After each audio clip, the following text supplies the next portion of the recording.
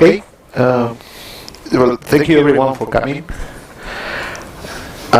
Let's start with a little bit of technical issues.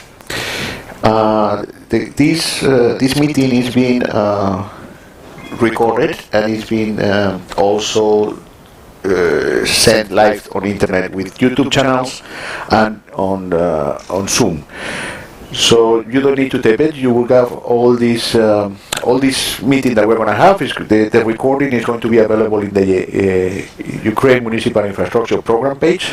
So you can download it later on if you want, if you have any questions. For the people that are watching us on internet, in Zoom they have the English and the Ukrainian language, but only the presentation is in Ukrainian. Okay. If they speak English and they want to read the presentation in English, I will advise them to go to the YouTube channel that we are transmitting in English, and the presentation is also in English. Okay.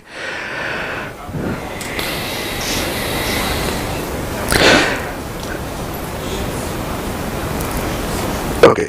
So first of all, I would like to thank the other organizations that have announced this seminar in their webpage.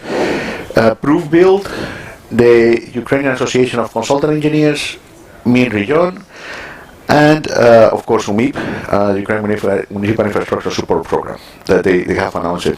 Thanks to them, I think we had a large number of companies registered, and it allowed us to have you all of you here. Okay.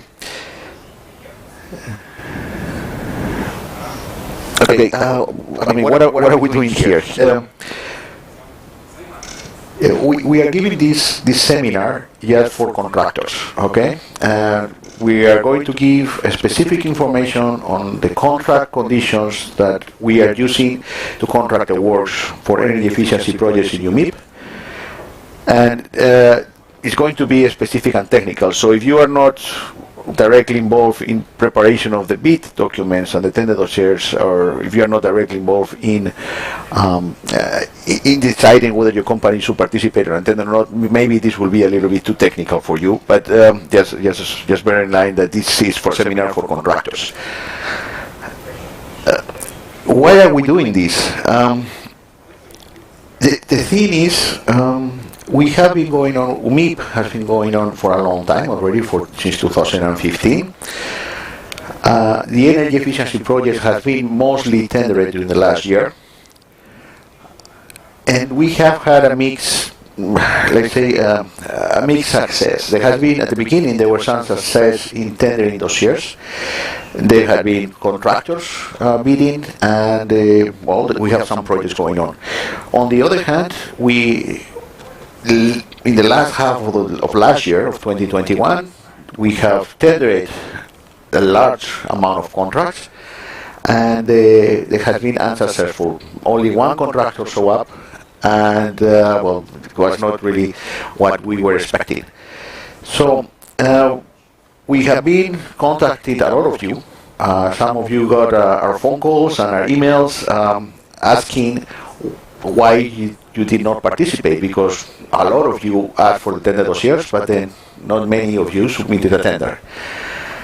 And mostly the answers that we got was that first, the tenders were too big for our company. That means we cannot meet the qualification requirements, or we cannot prepare the performance guarantee. And the second reason was that the tenders were a bit complicated, difficult to understand for our people, and they were not really explained. And the answers that we got, we realized that some of you did not really fully understand the tender dossiers.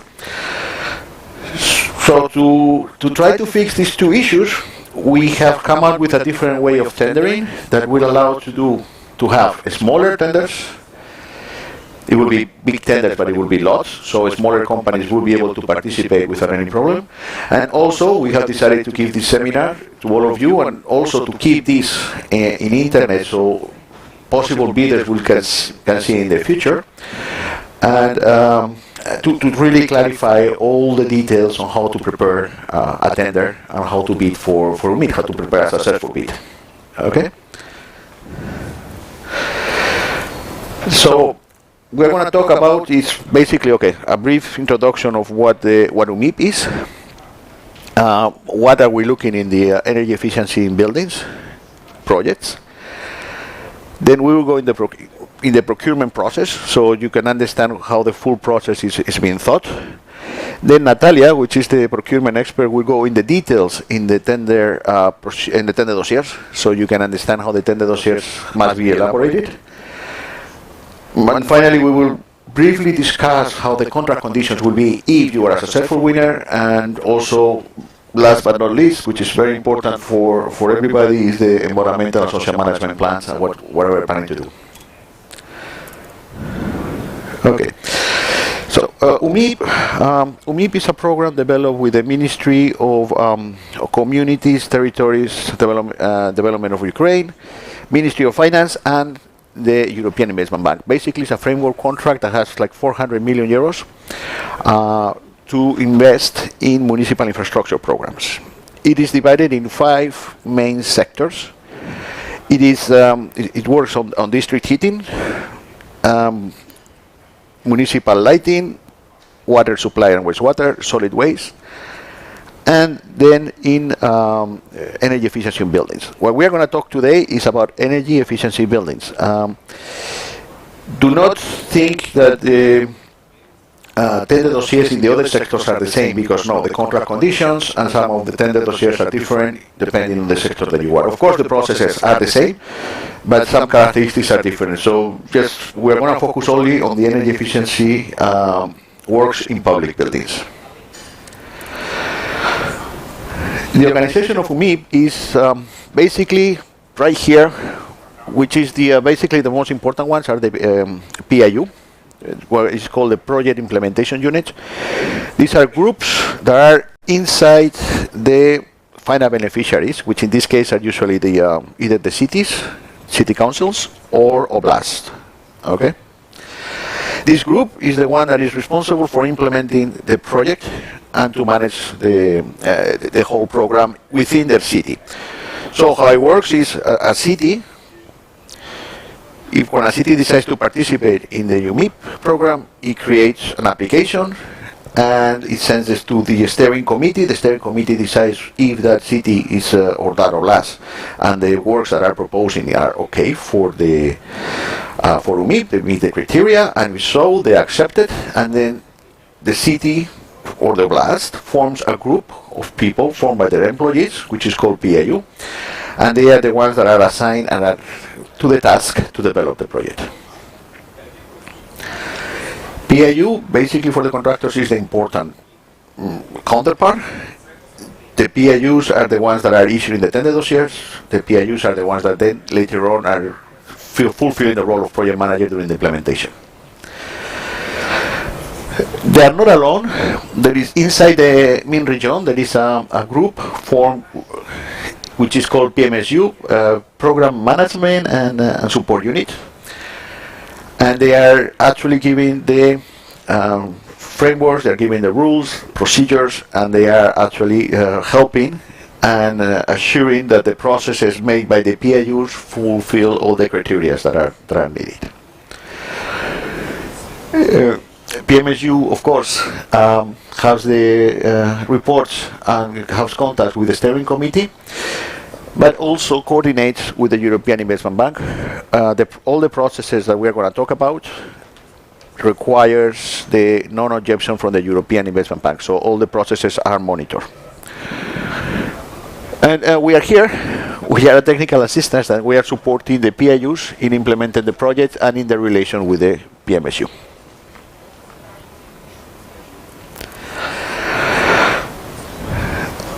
In energy efficiency in public buildings in UMIP, what basically we are looking for is to rehabilitate buildings, mostly schools and hospitals right now, to rehabilitate buildings to obtain a Class C energy efficiency, and that's what the contractor is responsible for. Currently, the investment plan on UMIP on energy efficiency projects in buildings is 71 million. There are already around 15 million awarded in 4 different contracts. There is an evaluation on process for another contract for 6 million. And we are planning to issue 4 more tenders with 11 lots each for a total of 50 million. These contracts are going to be for the different cities that we have here. We have the participating cities are Ternopil, Lutsk, Kamiansk, Zaporizhzhia, and Sumy. Sumy is close. Ternopil was almost close, but I believe the 6 million that we're evaluating will be also failed, so it will come down to the, will be added to the 50 million, so actually we'll have maybe 5 tenders with extra tenders. Okay? All these tender processes, we are planning to issue the tender dossiers within February and March. Maybe one of them will be a little bit delayed and will be in April, but we are planning to issue all of them in the next 2 months. So they will be out pretty soon. We're not talking about something that will be later on. All the tender dossiers are developed, and we are in the final stage of finalizing the bill of quantities. Okay, now, if you want to participate in these tenders, what's the process? Okay. Please remember the procurement process is how it is because it follows the EIB procurement guidelines. So this is not changed. This is how it is, and it's for everybody it's the same. Okay. We start with the bid process. Okay. It starts by the announcement. We are going to announce all the tenders are announced in the official journal of the European Union, and at the same time are announced in Procurement. You can find them in both. Okay, please be aware that this will come up. Okay, the tender dossiers are for free. The only thing that you need to do is to contact the final beneficiaries and the contact phone number and internet address that are in the announcement, and you should receive directly the bidding documents. Okay, the bidding dossiers. We give 2 months basically to prepare the bid. So during those 2 months, you can prepare your offer. There is we always do a pre-bid meeting. We really encourage you to assist. During that pre-bid meeting we define and we explain the particular characteristics of the project in each city, and we also do some site visits to visit some of the buildings. During this time, you can ask clarifications, and those clarifications will be always been answered. Okay, so it's not a closed process. The tender dossiers are not there, and you just have to follow it. You can ask questions if you are not sure of what they mean in the tender process. Okay. The submission, of course, like in every other place, in every contract, the date for submission is set, and the same day we proceed to the opening. So it's a public opening. You can assist. Basically, we open the tenders. We examine whether they are, in principle, they are compliant and they are, and they include all the documents that must be included. And we read aloud the price. Okay. We prepare a minutes of meeting, and that minutes of meeting is distributed to all the participants on the tender process. So even if you are not, you present an offer but you are not on the opening, you will still receive the minutes of meeting with the prices for your offer and all the competitors. And that's when the bid evaluation process starts. Okay. It is normal that in the bid evaluation process we issue clarifications. We ask questions that we don't understand in your bids. We ask for some, maybe if there are some mistakes, we ask for some fixing if we can. So I mean, it's very difficult. We are not planning on disqualifying people because you just make mistakes, but we ask you to clarify those. And after we evaluate the tenders, basically the cheapest responsive offer is the one that gets awarded. Okay, this is how it works. So.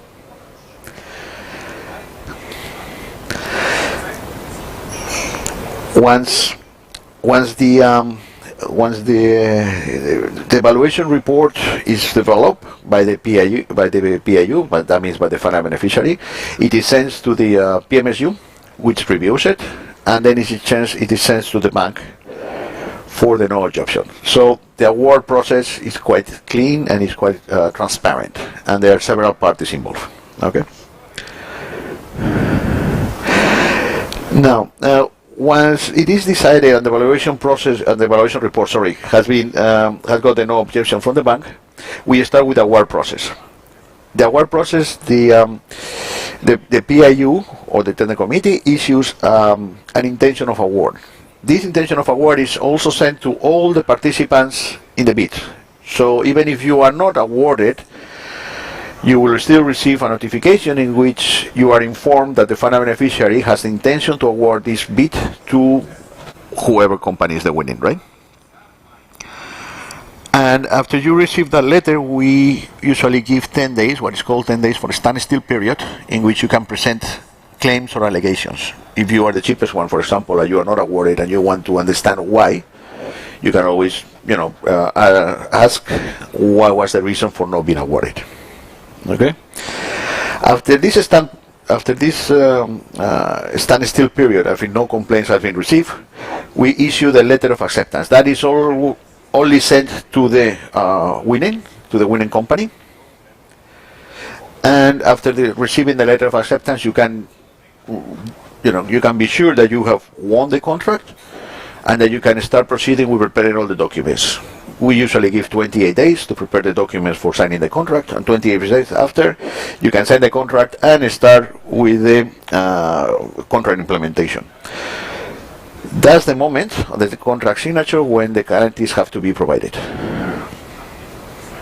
We will discuss a little bit more about this in the latest section of the contract implementation. Okay, so now for the tender documents, I will ask Natalia to give you more details because she's the expert. And thank you. Доброго дня. Антоні вже сказав, мене звуть Наталя Артемко, я експерт із закупівель. Right, so as Antonio mentioned, my name is Natalia Denko. I am an expert on procurement. It is a huge pleasure to have you all here, colleagues who are specialized in preparing tender bids. I hope you are the relevant representatives of our construction companies, and I hope that you will be more willing and more engaged to submit your bids under the UMIP program. First of all, I want to ask if any of you have had experience participating in tenders organized under the backing of IFIs. Has anyone won? No. So we have people who have participated but not have won. Also, hopefully, competition following this seminar will rise, and at the upcoming procurement procedures, we will receive even more information and more bids. Right, who's clicking the slides? Alrighty. So, if you develop bids, you will be well aware that developing the document package is not a simple task, but a successful bid still can be developed. What we have for this is a voluminous tender dossier that includes 7 chapters as well as annexes that you need to read through very carefully. You need to go through the general sections and the special sections at the same time, because the document has a large number of cross-references, and if we look at the tender dossier, we will see that it includes 7 sections. The first section would be the standard instructions for the tenderers. So basically, those are the standard clauses for the bid and instruction of how you have to get prepared to the bid, all of the procedures that you have to follow, and how the tender bid is going to be evaluated, and how the final contract will be awarded. So all of the procedures of additional claims, all of the instructions, the general instructions that are needed for you to get your bid prepared are put in the first section, in the introductory section. So you have to read it all in the same time with the second chapter, which is the data sheet, that actually updates the information that you have in the first section, and it also can clarify and amend certain points in the first section. So whatever tender you would participate in the framework of our program for any type of construction. So you can see that the instructions for the tenderers are just the same, but the data sheets can be different. So as it always says, even when you're learning a foreign language, if you have learned 7 languages, then it doesn't matter what language you will learn next. So the very same thing for you. If you will learn how to prepare your tender bid 1, 2 or 3 times, then you will go easy on that. The third section, the evaluation methodology, is a very important chapter as well. It introduces you with information on which way the tender committee is going to evaluate and assess your tender bid. It gives you the information on how to evaluate the financial capacities of contractor, the evaluation of your experience in this case, and there's also the evaluation of whether you are eligible to participate in the tender actually. So basically this chapter, the section 3, is very important, and once again I would like to wants to emphasize that you have to read it very carefully, not missing a single detail. The fourth sector would be eligibility and qualification criteria. This chapter will give you the main requirements that I set for the participants of the tender in order for the participants to be able to participate in the tender and to evaluate the tenderer in the best way, whether they meet the requirements that are needed for the successful implementation of the project. In this case, we have requirements, as I've already mentioned before, about the experience of the contractor, about the financial capacities, about the types of the registration of the company, and some requirements on environmental and social issues for the project. The next section will be the forms section, and this section will give you an outline of the standardized forms that you will have to fill in order to apply for the tender. So basically the tender offer is made of all of those forms that have been introduced in this section, and additionally what you will need to apply will be some additional documents that will be requested in the fourth section, which is once again eligibility and qualification criteria. Section 6, requirements. Those are the technical specification of the works. This is the TI for the project, so you will have to look carefully at that as well in order to prepare your bid perfectly tech-wise and to prepare the pricing offer. Section 7, the contract terms and conditions. In this chapter, the contract that will be awarded is discussed, and this includes the overall general provisions of the contract and some specific provisions of the contracts or any kinds of annexes that might be needed for the contract. The Section 8 is about the annexes to the tender dossiers. Those are, first of all, the technical reports for those objects that are going to be the objects in questions, so the works and the services that will be procured, and also there's going to be the plan for the environmental and social projects and some other additional documents depending on the specific tender.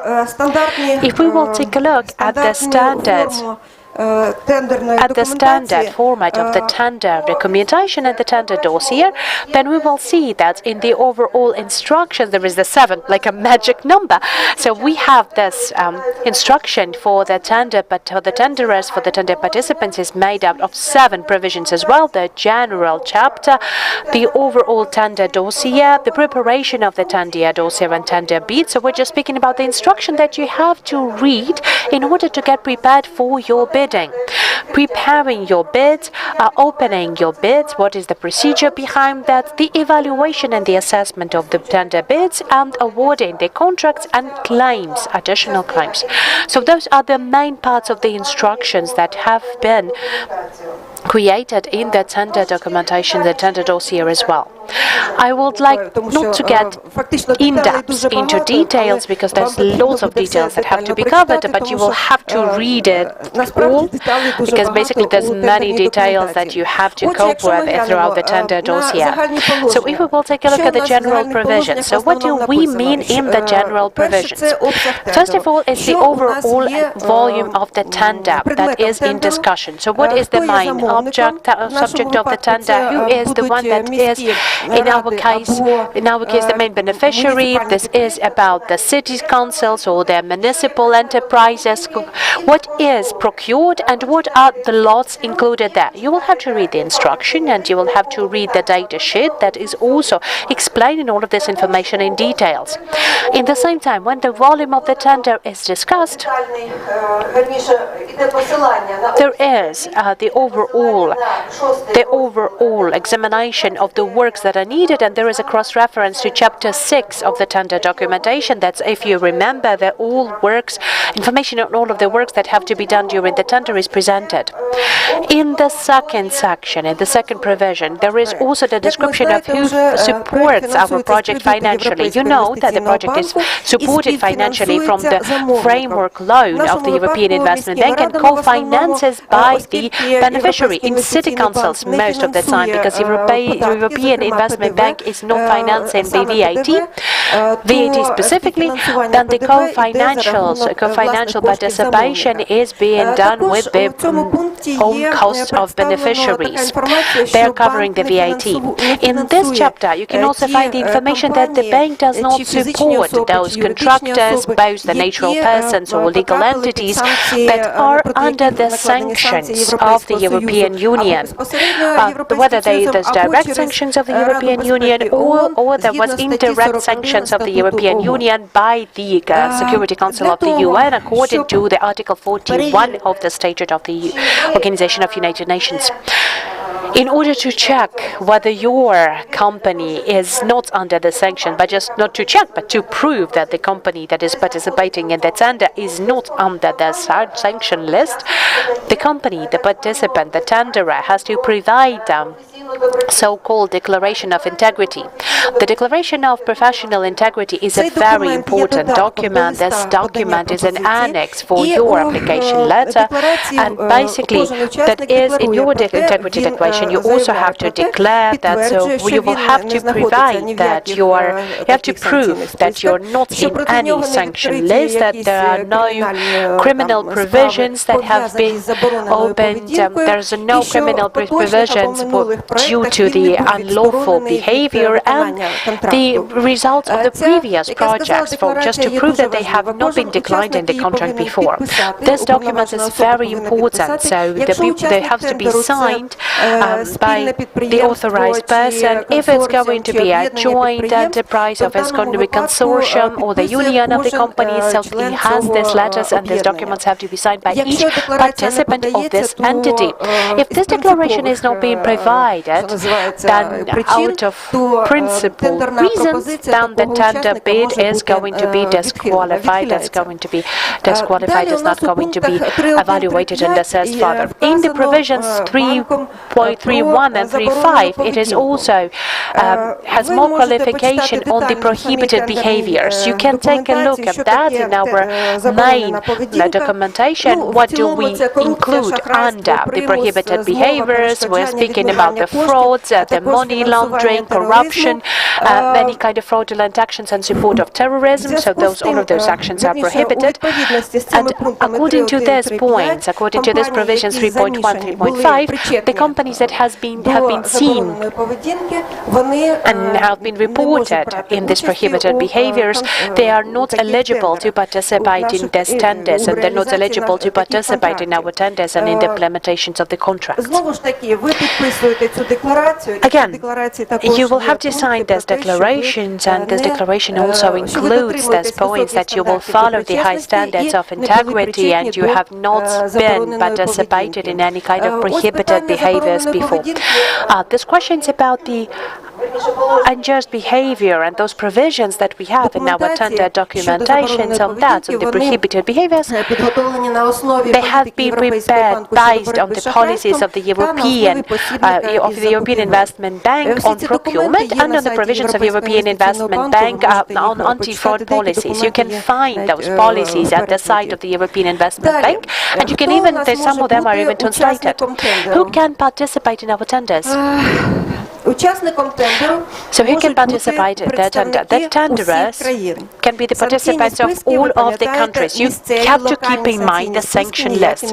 Local sanction lists are not eligible for us. The only eligible sanction lists are the lists that have been created either by the European Union or the Security Council. So you can participate as a natural person or legal entity, or as a combination of both natural persons and legal entities, as a joint company, as a consortium, or as a union. And also this public organizations and public company can participate. But if the public company is providing its bids, then they have to prove as well that they are autonomous, independent company that not depends on the beneficiary, that they are both financially and legally independent, and that they are also working under the corporate law. If the participants of the tender is the joint entity, the consortium or the union of enterprises, then they also, all of the members of the joint venture, they have the solidary responsibility and solidary liability for the tender implementation and the bid implementation, and they have to have as well the authorized partner, the lead partner, the one that is going to be responsible for all of the work that will be conducted on behalf of the consortium or joint venture in the main relations with the beneficiary. And as I've already has said, the participants of all countries are welcome. The cost of participating in the tender, the cost of participation in the tender is being covered by the participant, by the tenderer, and of course the beneficiary, they're not covering any cost that you have provided at the offer, but the offer has been declined or the tender has been taken down. So it's all will be covered by the costs of the tenderers themselves. And another general provision is as well the language of the tender. The main language is English, so in this case there's going to be some difficulties as well, because all of that tender dossier has to be prepared and the tender bid has to be prepared in English, but I do believe that participating in this kind of tender is worth of managing the language question. The main content of the main tender of your tender bid.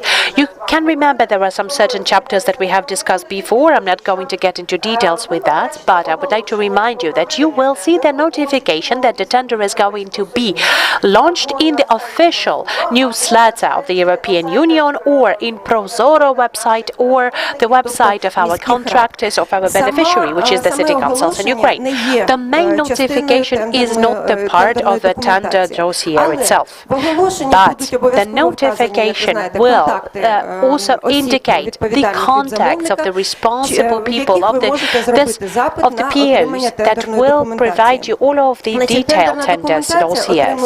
The tender dossier can be obtained in our project free of charge. It will be sent to you on your email, so you will have to contact the contact person, and it would be very good if you will contact them in English. Another advice that I would like to give you, if you feel really hard with writing in English, then you can write it in Ukrainian, and you can provide both the Ukrainian and English version in the same letter. Then additional provisions of explaining the tenders dossiers and providing the instructing meetings. As Antonio has already said, when we are conducting the tender, as soon as you have received the tender dossier, you have already started to get acknowledging, getting your reading throughout the tender dossier. You can provide additional questions or claims for explanations of the tender dossier.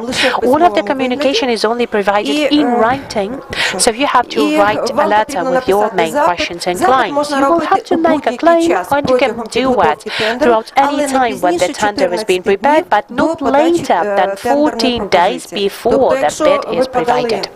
So if you have provided this questionnaire, this query 13 days prior to the tender, then no one will consider your query.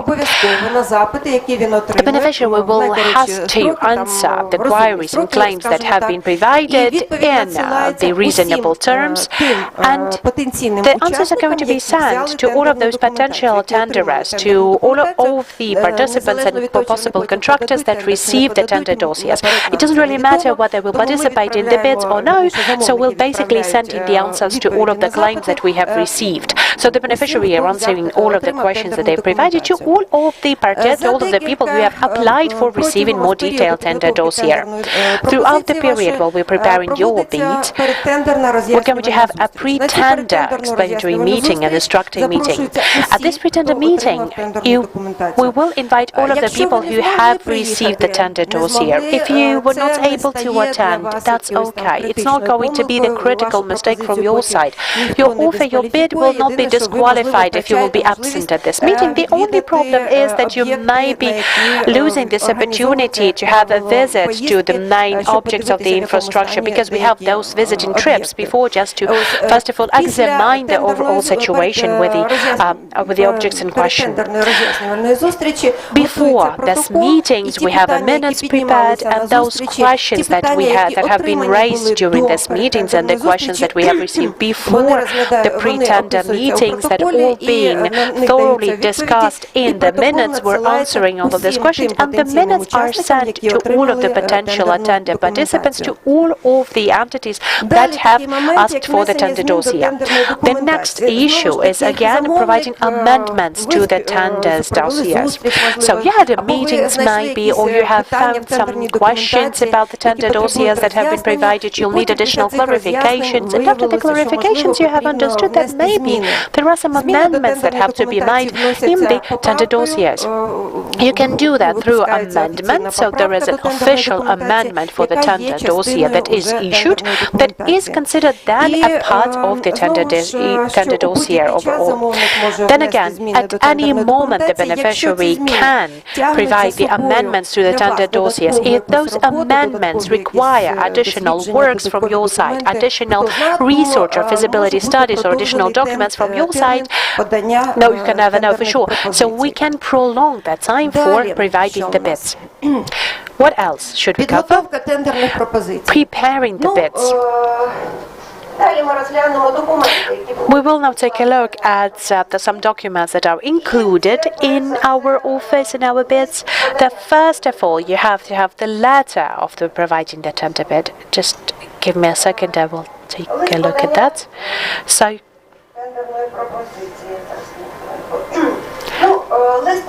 the letter. So how do you do the letter with the bid? This is a standardized document that is prepared.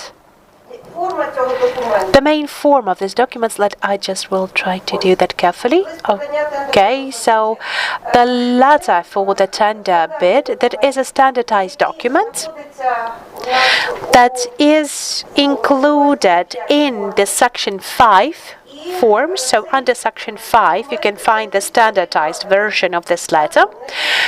You have to fill it in with the corresponding information that is there, and you will have to provide it with no additional changes. So there's no additional phrases or sentences that you have to reformulate and reshape. You should not do that. Let us not take additional risk. You just fill in the fields in question. So you have to mention the main title of your company. In this letter of intent, you're also showing what is going to be the final price of your offer with the VAT, whether you provide some discounts, whether they're available or no, how you have calculated those discounts, what was the reasoning behind those. In this letter, you're also declaring that you are following the integrity principles. You are also once again stating that you are following the integrity principles, and this letter, when we are opening the tender bids and evaluating the tender bids, then this letter is also being assessed, and we are reading out the price of the tender bid. And also you are approving in this letter whether the term of the validity of your offer, and you have also included in the overall data letter. So in the data sheet you will have to take the same amount of days and just put it in your intent letter.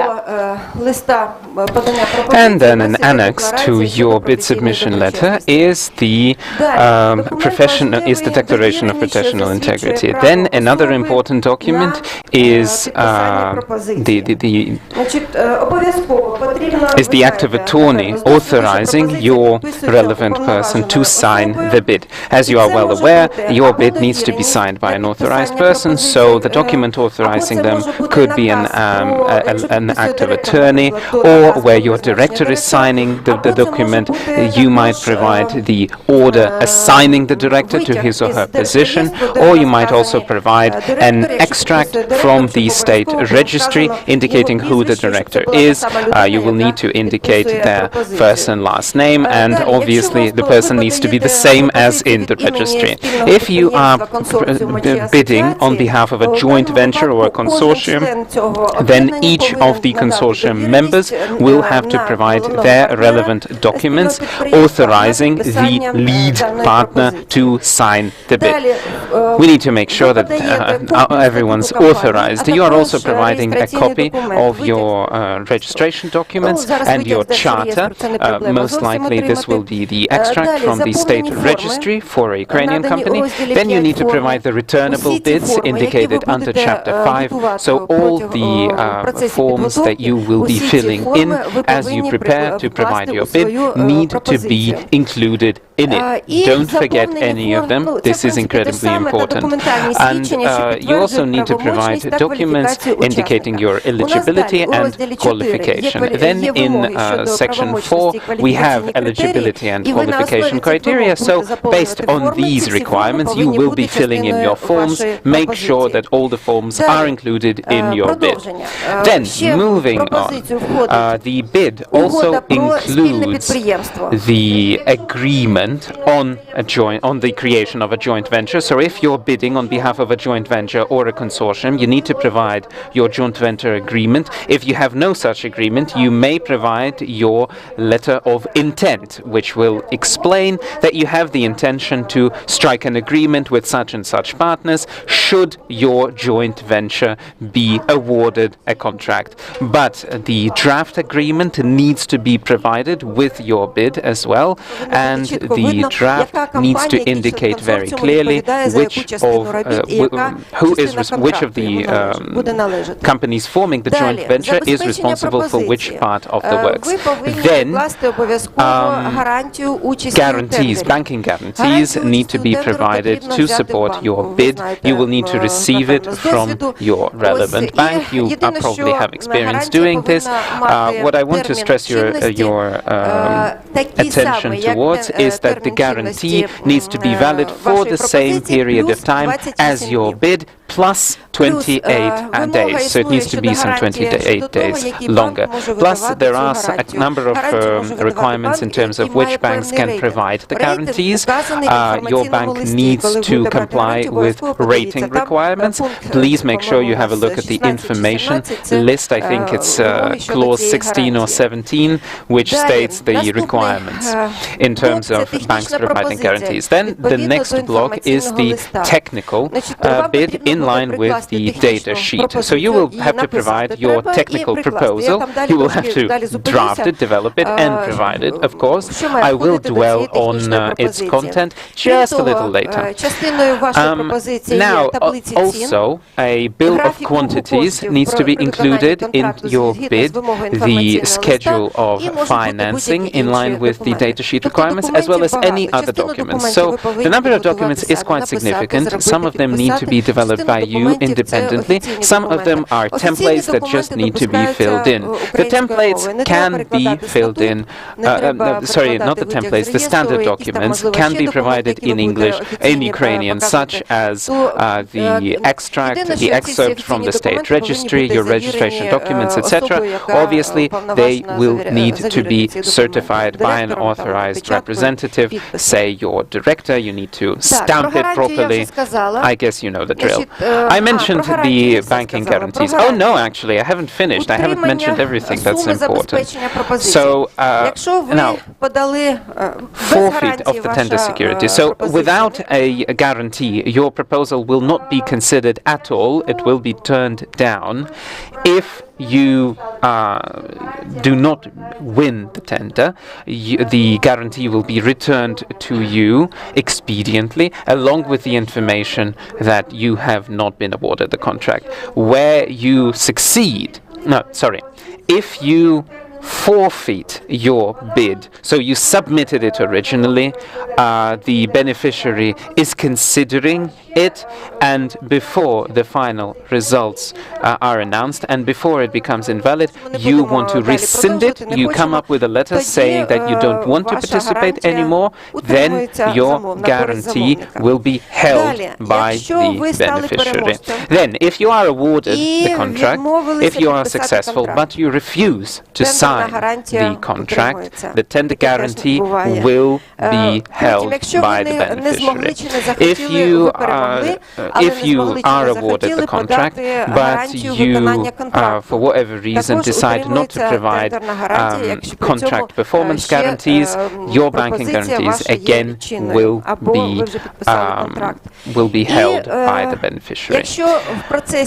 Also, if as the evaluation of your bid is carrying on and the tender committee identifies arithmetic mistakes in your bid, which are considerable, you were contacted and you had to agree to certain amendments which could impact the cost of your offer, and you decline to do so, your guarantee again will be withheld, will be taken from you, so to speak. Right, now moving on to the technical section. So there's your bid. Your bid also includes a technical proposal, the documents that all pertain to the works themselves. So what would this section have to include?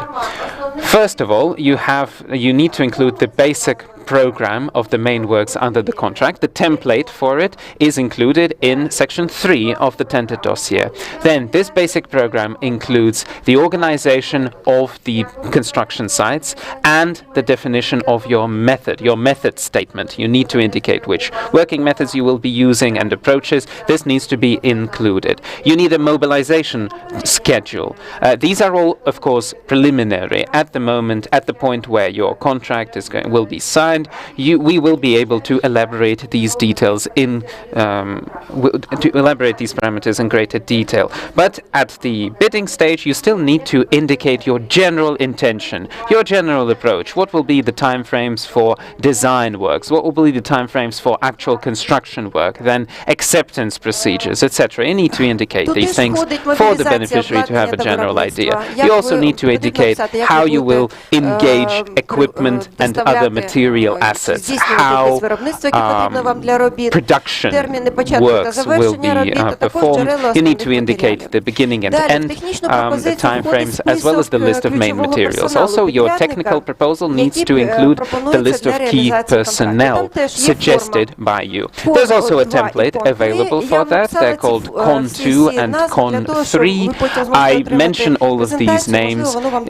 just for you to be able to navigate the tender documentation, the tender dossier, a little bit easier. So one of the templates is essentially a template for the list of your candidates, where you indicate the names and last names of the experts that you are suggesting to act as performers. They're just the key personnel members. You don't need to indicate everyone. And then the second template is the template for the CVs of the relevant experts. I want to kindly request you all to follow the templates that we are providing for these documents, as this greatly simplifies the evaluation process. Then another thing that is included in the technical proposal is the list of suggested subcontractors and suppliers.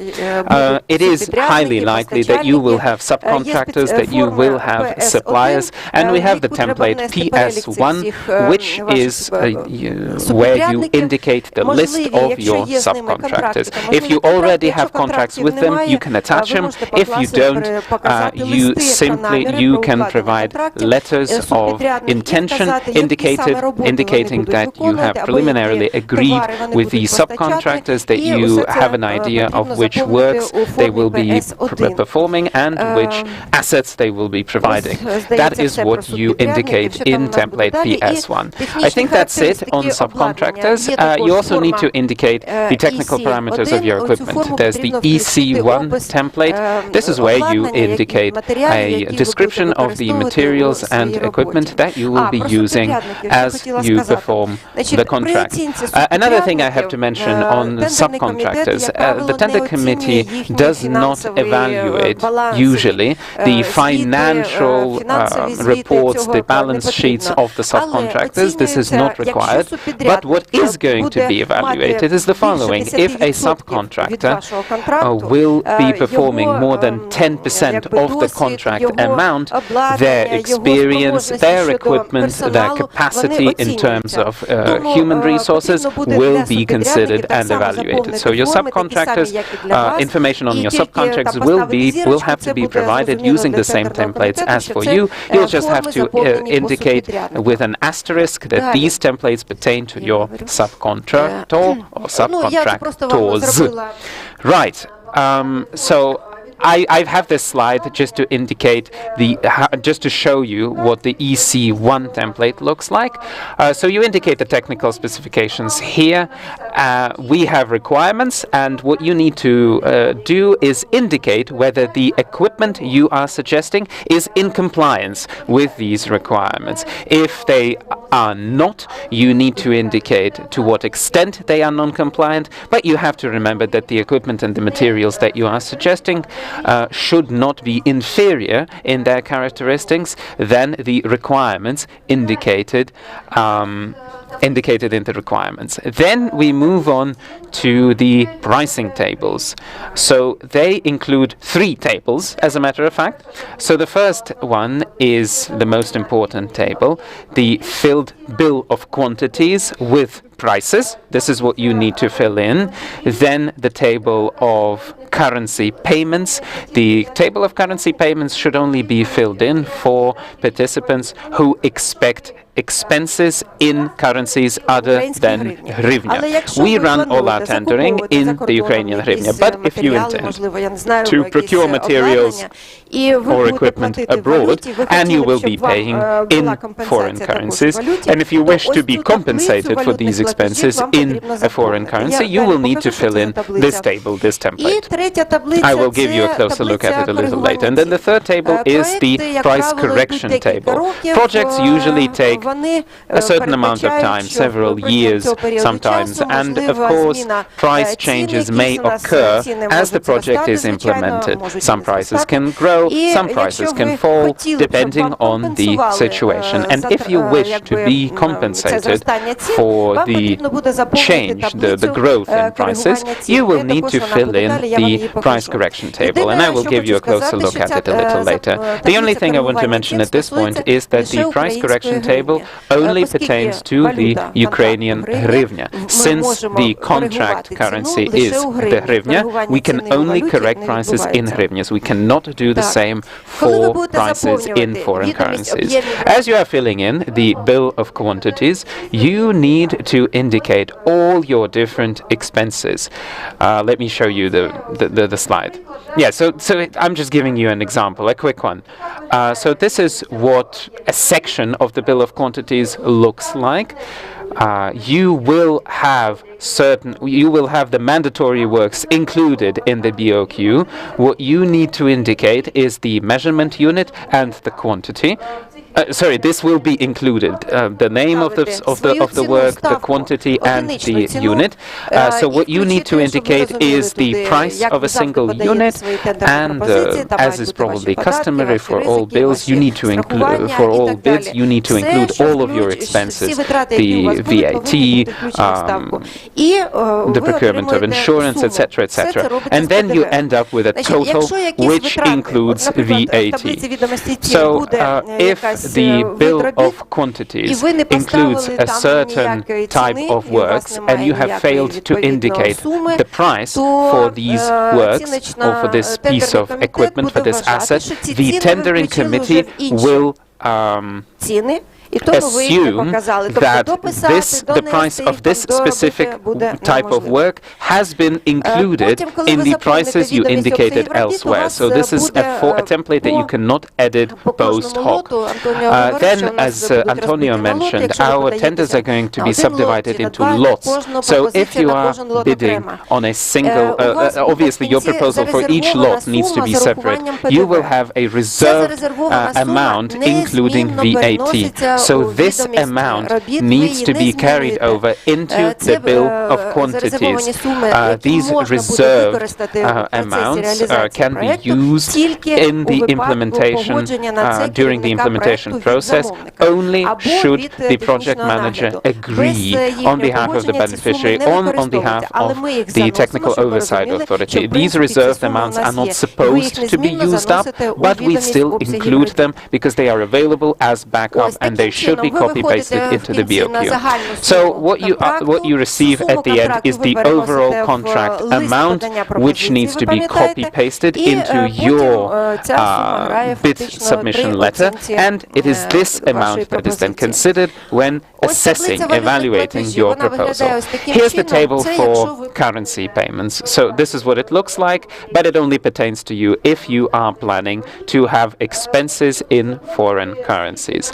You need to fill it in, and you can include up to 3 different currencies, no more. It isn't incredibly convoluted. You'll have a chance to have a closer look at it. You just need to indicate the amounts you want to include. And then we move on to the price correction chart. So this is what you need to indicate. You need to show what you are using as the source of data. You can refer to the State Statistics Service. They are quite reliable. Then you will need to indicate the baseline date and the baseline price. Again, probably using the State Statistics Service website as of the date of your bid submission. So, and ultimately you indicate the percentage that by which the price has changed. So there are a few elaborations on this in the tender dossier, so I'm sure you won't have too many problems. Then you also need to provide information on permits and licenses in your bids. If you're involved in construction, you will need to hold a relevant license, and if you are engaged in any hazardous activity in construction, you will also need to provide the relevant licenses in line with Ukrainian legislation. And since we also include, our contract includes both design works and construction, you will need to present valid certificates for design works issued by a relevant institution. I also want to mention that design works can be performed by a subcontractor for you, but this subcontractor needs to be presented in your bid, and they will need to hold relevant certificates, of course.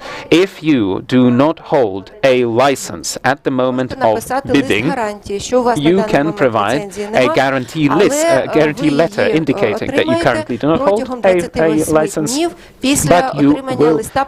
but you will receive it within 28 days following the letter, the intention to award the contract. Once you receive that, you will obviously need to provide your license and other relevant documents that you did not hold at the moment of bidding. I'm not sure of what the situation is with licensing.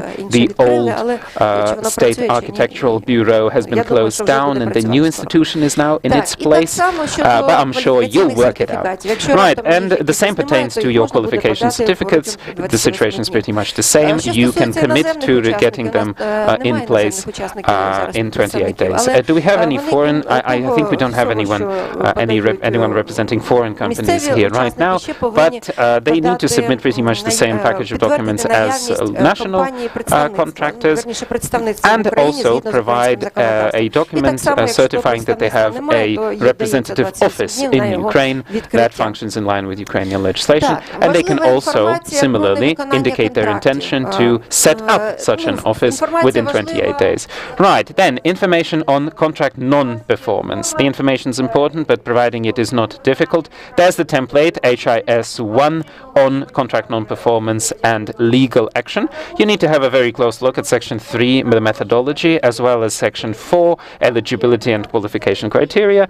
They clearly indicate in a table what you need to, what information you need to provide and what sort of contracts you need to demonstrate. And based on the data that you will be able to see there, you will fill in the HIS1 template and you will indicate the contracts which you have not performed for whatever reason, with explanations as to the reason, as well as contracts that you have had over the last, under which you have had or are still engaged in litigation, also indicating the reasons. Екологічні соціальні зобов'язання, як я вже сказала, ви повинні Environmental and будете подати. social requirements. As I've already mentioned, that you will also have to sign a declaration on environmental and social liabilities as well. It's one of the annex to your bid submission letter. So the one is going to be the Covenant of Integrity, the other on the environmental and the social liabilities that you will also take. You will have to sign it that you are going to be following the legislation in those cases, so on and so forth. It's once again a standardized form, and you will have to sign it as well. As you apply as a joint venture or as a consortium, then each member, each entity of the consortium should sign that as well.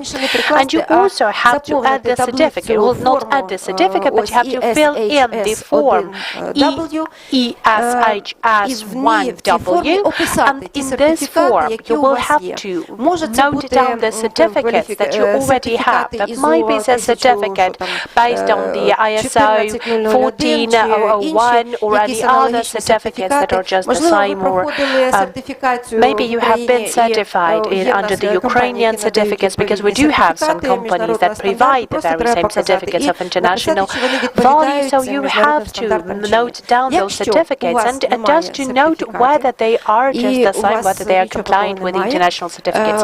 If you have no certificates in place, then you still have to, you need to have in your company some certain rules or procedures of what are you doing with protecting labor norms, how you're dealing with the social issues, do you have the corporate responsibility, there has to be some policies in your company, instructions, toolkits. So there is the table, as I've already said, the form ESHS, it's not 1W, it's 2W, that is also includes. So this form is the one that you can use to describe all of the procedures and policies that you have in your company on the environmental and social issues. What is eligible policy for you? And you can add up, not just you can, but you have to annex these documents to your submission bid just to show that those issues are also covered by your company, that your company is also paying needed attention to environmental and social issues. Then, as far as you have to fill in all of the forms, there are some requirements on eligibility and an overall financial situation of your entity. So on eligibility, so what is being checked? You can see that we have this table for the eligibility of the tenderer. This table can be found in section 4 under the eligibility and qualifications. So yes, the eligibility and qualification criteria. In this form, we can see that those are the main points that will be considered. The conflict of interest, so whether whether the bank could consider you the payable, so whether you are a part of the state or public enterprises, or whether you have been sanctioned by the European Union. And in the final table, you can see what are the documents that can be the proofs of all of that. So you can see that's all that can be supported and can be proved by the covenant of integrity, of the professional integrity. So you will have to sign it up and you will have to provide this covenant, and that is how we evaluate that you're eligible for this tender. So whether you're a branch of a company or a public company, public entity, you will have to provide your charter, you will have to provide your founding documents, so we can evaluate whether you're a public entity or not. And again, on the European Union sanctions, you have to sign the covenant of integrity, so we will be able to see whether you are in the sanction list or not. So everything's quite simple in this. The financial situation of the entity, what you have to provide as well. You have to fill in the corresponding form. We're showing your financial results overall, the annual turnover, and providing the information on your financial resources. All of those forms, let me take a look at where you can find that. So those the overall form ELY1. So you will have to fill in those forms for the last 3-year period. There may be a request for other period, but you will have to show the overall your performance in the last 3 years. The minimum annual turnover in euro equivalent for the last 3 years has to be shown as well when you fill in the corresponding form. You have to show the financial resources available, and that's a very interesting point. So the tenderer has to show the availability of the financial measures of additional equities, additional immobile or mobile properties, and you will have to show the turnover, the flow money as flow assets as well for the certain period of implementation of your contracts. We will take all of your questions by the end of the seminar. So you have to show it to prove for your main annual flow for the certain months of the contract. So it sounds very serious, but you can take a look at all of the forms available there. You just have to fill in all of the needed information, and you will just have to add up your main balancing sheets and all of the reports that you provide to the fiscal offices as well, the financial report, the taxation reports, and thus you will prove this information that you have filled in our forms. The FIN1 form. Then you will show in the overall equities, the liabilities that you have in your equities, and then you will also have the overall cost of that. You will have the information in your income reports for the recent years, and you will apply the copies of financial reports. I haven't mentioned for how many years, because basically it covers the period of 3 years, but it might be more. The financial reports have to be assessed by the certified auditor. But according to the Ukrainian legislation, if you are a small business, if you are a small enterprise, then this monitoring of the certified auditor is not requested. It's not obligatory for you, for your company, so you can provide this report. So for this report to be signed, and so we could actually identify that this was the report that has been provided to the fiscal services, that you didn't come up with it before the bid provision. So you can see the FIN1 form, then you can see the overall equities, then you can also show the overall liabilities that you have on those equities, and it has to be provided for the last 3 or 4 years. It will depend. The continuation of the FIN1 form, the overall income, the overall profits, the profits before the taxes, the income before the taxes, the profit, clear profit after the taxes. So you have to fill in the FIN2, FIN3, and FIN4 forms. The FIN2 is the annual average annual flow. The FIN3 is the financial resources and additional sources for additional finances, and FIN4 is your current liabilities under the current contracts. Why do we need that? We need to see all of those liabilities that you have under ongoing contracts. You might have signed some contracts before. We have to evaluate whether you will have enough resources for you to be able to implement the contract that you are bidding for. This has to be outlined in the FIN4 form. There is one important notification to that. If your liabilities under other contracts is 1.5 times higher than your income, as far as I remember, we'll have to take a look at clearer at that, then this offer, your bid, might also be refused. What else has to be mentioned in this case of the current liabilities? That is just a table. I just wanted to show it to you. Let's not get into the details. Then again, we will fill in the tables. We fill in the tables that with the finances. Right now, we need to fill the tables considering your experience. When we're speaking about the experience,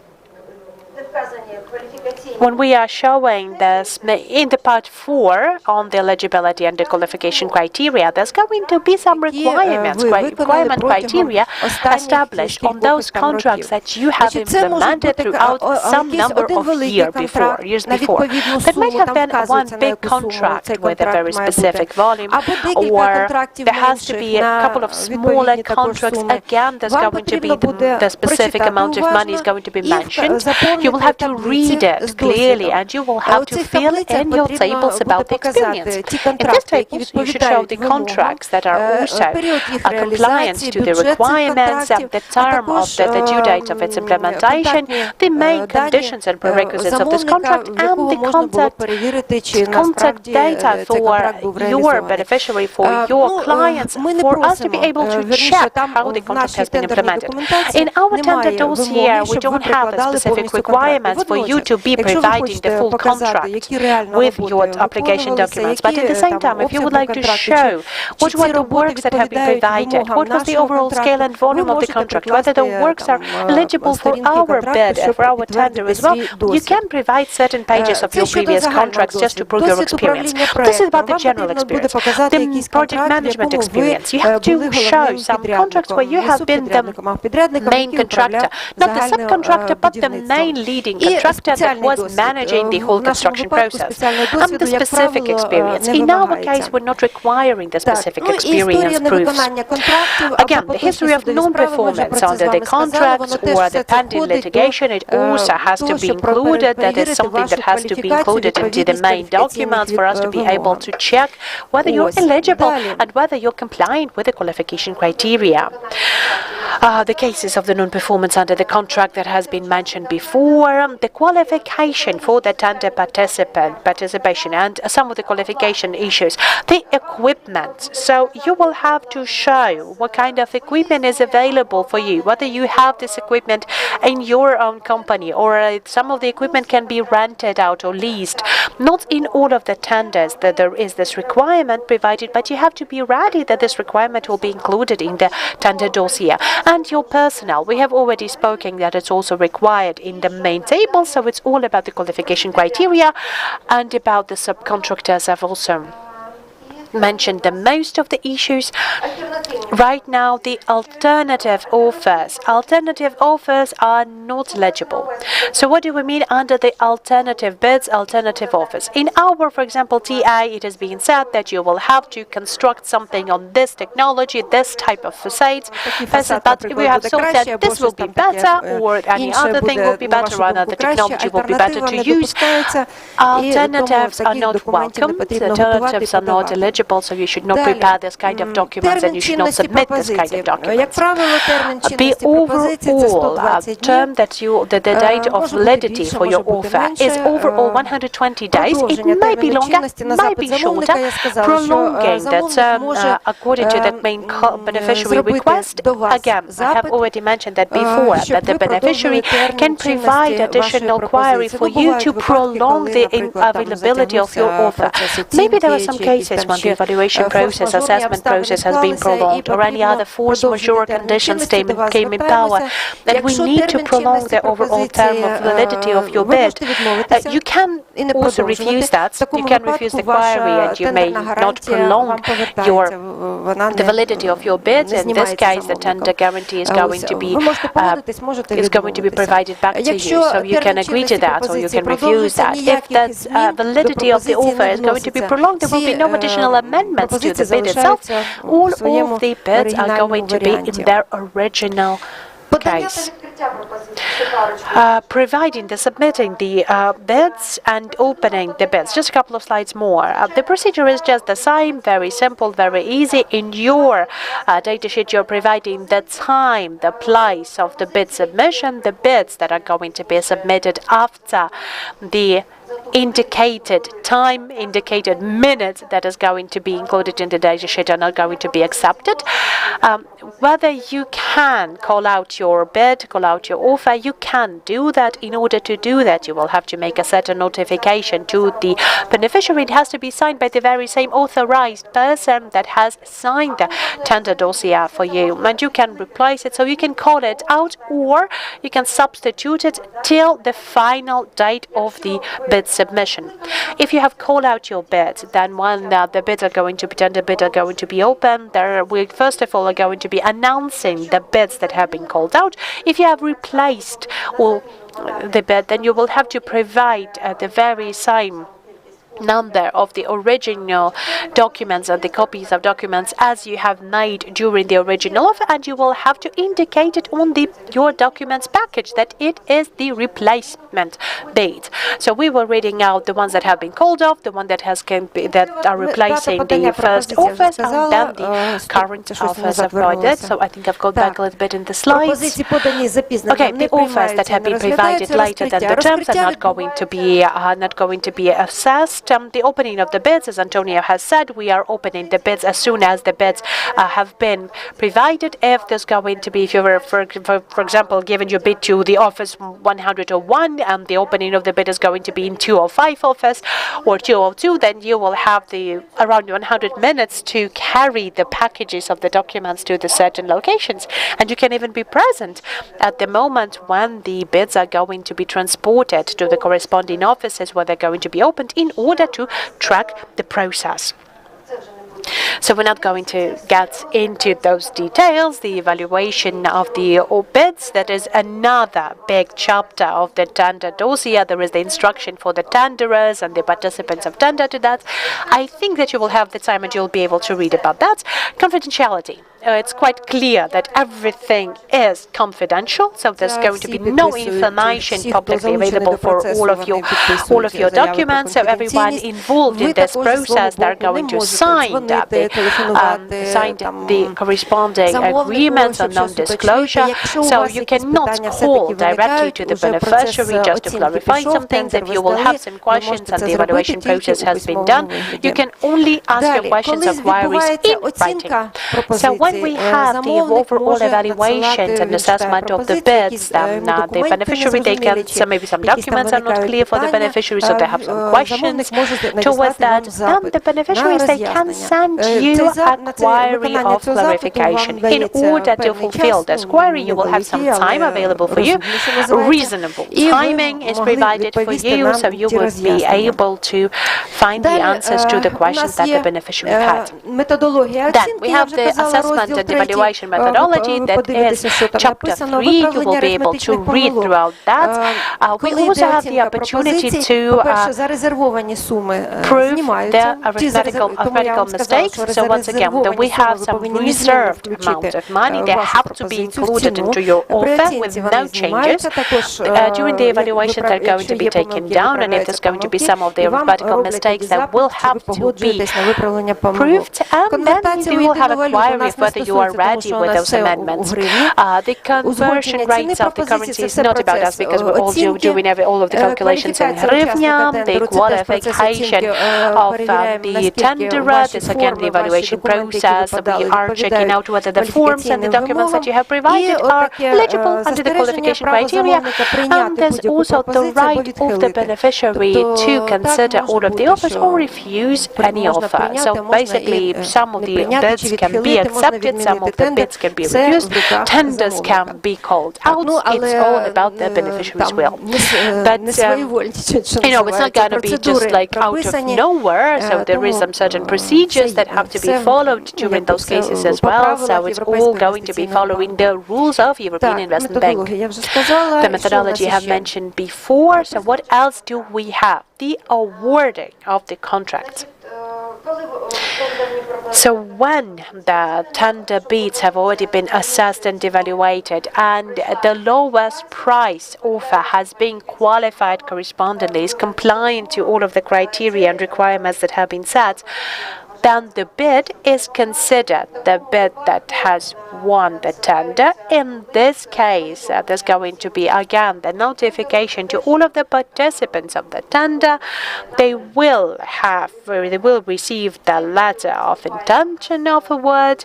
In this case, we have this additional standstill period for any additional claims or clarifications, and if in time of the standstill period of 10 days we will have no claims to that, then we will already have the letter of acceptance of the offer. This letter is going to be sent to the winner of the tender, and then there will have additional 28 days for the winner of the tender to sign the awarded contract. They have to return the signed contracts in 28 days and to send additional documents that, for example, we have been lacking, like some of the licenses or certificates that have to be approved as well.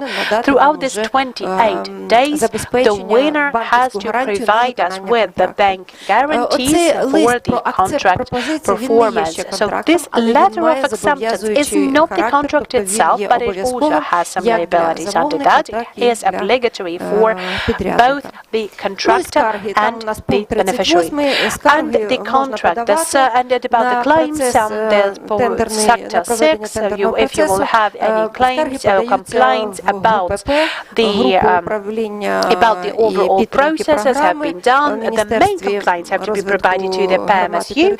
So PMSU, and you have to be provided it to the Ministry of the Development of Territories and Regions. So you will the addresses for the complaints will be provided in the notification as well. The final point is about the signing of the contract. The information newsletter is going to show that there has to be the original of the offer and the number of copies that has to be provided. Please make sure that you will provide the needed amount of the copies. Each original and each copy is going to be provided under different envelope, and you have to sign each of the envelope correspondingly, the originals and the copies. The envelope with original has to include also the flashcards where the scan of the original version of the contract. It's all being sealed in one envelope, and it all has to be sent with the number of the contract, number of the tender, with the main recipient of this envelope, so on and so forth. The pages have to be numbered, and the pages have to be calculated as well. So then, you can participate, as Antonio has said, you can participate in the opening of the bid. If you have been provided your bid and you would like to participate in the opening of the bid, you can participate in that. In this case, you also need to have a certain letter that you're authorized to participate in this opening of the bids on behalf of your company or on behalf of your enterprise. If you do not want to participate, you may not participate, so the minutes of this opening of the bid is going to be sent to all of the enterprises that have provided their bids. This is all from my side. I do wish you the best of successes. I do wish you good luck. I hope that we will see you in our tenderers. We will see you among our bidders. We will check whether we'll have some people from here, from today's seminar. Is it fine if I ask a question in Russian? Look, if a company, due to the situation in the market, for example, was sort of in low activity mode for the last 3 years, but we are well prepared to bid and to participate and everything, so will there be issues with that? Well, I can't say no immediately and directly, because, of course, you will have the physical ability to bid, but you will not meet qualification criteria in terms of experience. No, look, we have previous experience. It's just that the last 3 years, you know, sometimes you have a low season, so to speak, in construction, where we've just thought it was safer for our reputation to not be engaged in production. Before the last 3 years, we have been performing contracts, have been working well and everything, but we don't have experience over the last 3 years. We usually consider experience not in the last 3 years. Yes, we have been present in the market for 25 years, but the last 3 years have been just low. No, look, the qualification requirements have criteria not in terms of your experience in the last 3 years, but over a longer term. So if you have contracts to provide that fall within the last 5 years, for example, they should be fine. You just need to consider the criteria very attentively. And my piece of advice to you is perhaps you could form a joint venture to reinforce your common position and common amount of experience. You could team up with a company that has been active in the market for the last 3 years for them to complement whatever experience or financial capacity that you are lacking at the moment. You can always try to find a partner. Well, it's important that they're probably not a subcontractor, because the subcontractor's financial standing is not something actively evaluated. Have an equal footing partner, someone to have a joint venture with or a consortium with. Our tax code, if I'm not mistaken, includes a description of the various forms of joint ventures and collaborations. So, yes, this is actually a big piece of advice and a big request to Ukrainian companies. If you want to engage with international financial institutions, don't be shy about combining your efforts, forming joint ventures, consortiums, teaming up to increase your chances and your capacities and be able to absorb more financial support from IFIs. Right, thank you.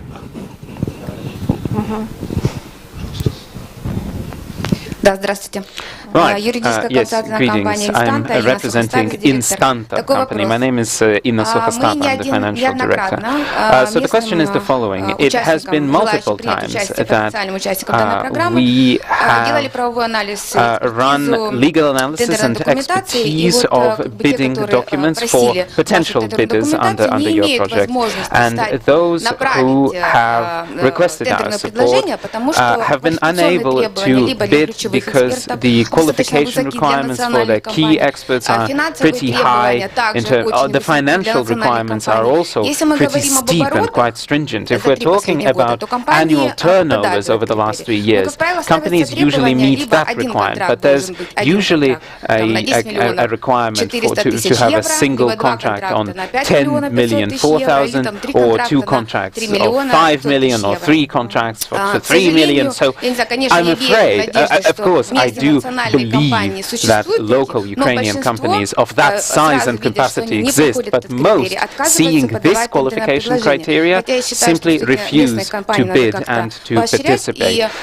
My personal stance is that national companies need to be somehow given a little leg up to participate. My question is it the bank that stipulates these requirements and that would suggest that they cannot be reviewed, or is the situation different, and can these criteria be reviewed to simplify participation for Ukrainian companies? Foreign companies, whenever they have the opportunity to enter the Ukrainian market, they're not always eager about teaming up and forming consortiums and joint ventures with Ukrainian companies. So what would be your comment on this? Yeah, well, thank you. This is one of the reasons why we're doing this. Yes, we noticed that the Ukrainian companies that they're willing to participate cannot participate because of the financial requirements and other requirements. So we are actually we are evaluating this. We have changed the approach, and now what you are going to have is a tender divided by lots. Now, in this division by lots, we are targeting lots with a minimum value of 2 million euros. So if you are a small company, a company that doesn't have enough financial resources, and you would like to participate in these tenders, but let's say your financial qualification cannot meet for the 11 million that is the full tender, you can always go for the 2 million. Your requirements for 2 million will be a lot less. So if we are talking about, imagine we are talking about the experience, well, they will require you to have experience of 1.5 million euros contract in the past, I would say it's from the 2016 when we start counting the experience, the past experiences. Of course, your requirement for cash flow will be a lot lower than if you go to 11 million. So there will be every tender that we are going to issue from now on. It will be divided in lots. Some of them will have 3, some of them will have up to 5 lots. There will be lots with 2 million, and there will be always a big lot for 4 million or 5 million. So if you were a small company and you want to participate in this tender, of course, what you want to do is to go to the maximum number of lots that you can. So if your financial capability allows you to go to a lot for 2 million, for example, and there are 3 lots for 2 million, my recommendation is bid for the 3 lots of the 2 million. You will only be awarded 1 if you are the cheapest one, and then because you will not meet the aggregated financial criteria, I will explain that later. Because you will not meet the aggregated financial criteria, you will not be added. You will not get the other, the other 2 lots. You probably only get 1 because this is your financial criteria. But you have a chance of 3 to be awarded, and you still can get a contract. If you're a big company, you bid for all of them. You go for all the 3 million or the 2 million plus the 4 million, plus it gives a discount. I will explain a little bit more later the discounts. And you try to get the maximum number of contract that you want, of course. If you are a group of small companies, as Natalia said, and you are Ukrainian, my recommendation is always join up. I mean, you will have lots. You can combine your financial resources and your experience. You can bid for all the lots that you have, because when you join up, it's quite good. And maybe if you don't want to really collaborate that close, you can appoint a leader, but then internally you could subdivide your works in different lots. So there are many options now coming up. It is true that, as I said, the requirements for financial requirements are given by are required by the bank. We are using the lowest requirements that the bank asks to, but of course they are aligned with the total value of the contract. So if you're targeting for smaller contracts, your requirements will be small. I think because we have had experience in these 2 million, 3 million lots, and there has been experience in Ukraine on these. With those values, there are enough amount of Ukrainian companies to bid, and they will be enough to, the experience we already have this. The contracts actually, if you remember from my first slides, there are some contracts that are ongoing. All the contracts that are ongoing that have been tendered are around that price, okay? And that's because you can do it. More questions? Еще один вопрос. So another question then, what type of contract is provided for EE contracts? Are these FIDIC contracts developed by banks, or are they somehow different? So what is the template, the standard form that used to sign the contract? And who selects the form? Is it the bank that does it, or is it the beneficiaries? Okay, yeah, well, we will explain that later, of course. The contracts are for EE in public buildings is the short World Bank contracts. I don't know if you know this format. It's developed by the World Bank for small works. FIDIC is for big contracts. This one is more taggable. When I explain how the bill of quantities is developed, you will see also why the reason we're using this. So it's a standard contract. This contract has been defined first by the PMSU, and the bank has given the no exception. Okay, EIB doesn't have a standard format as such. They don't have a standard format contract. They use other banks' contracts, and the only thing that the ministry proposed this format, and the EIB has accepted it. So, but it's a standard format. So all the standard clauses are the standard of the World Bank. Any other? А контракты идут же по дизайн and build, правильно ж? Sorry, get that. Ну, спроектуй, побудуй. Yeah. So is it a design and build contract? I will explain in a moment. Okay.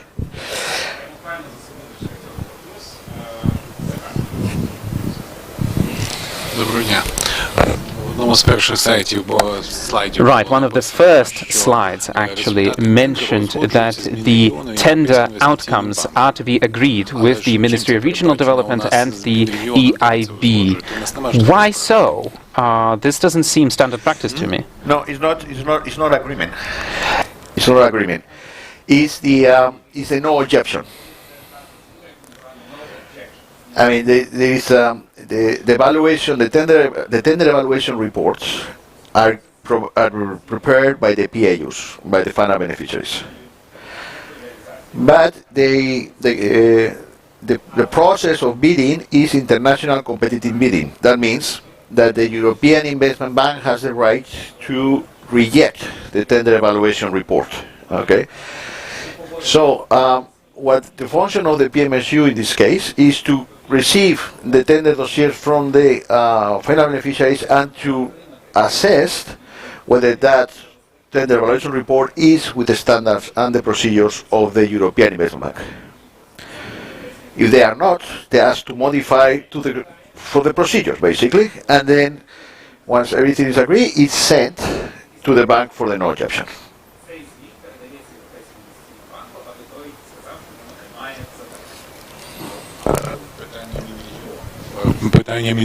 No, my question is more about the Ministry of Regional Development. It isn't about the EIB, it's about the... I mean, region does not evaluate the report, that doesn't make any evaluation of the tender.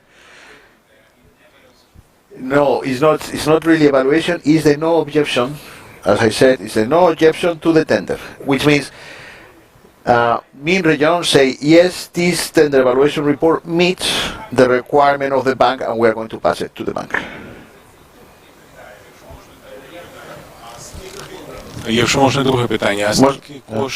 Right, another question then. So how much does it cost, on average, for a company to participate in the bidding procedure? What would you say? No, that's the cost that they have for elaborating their hours, the internal costs. So they don't have to pay anything.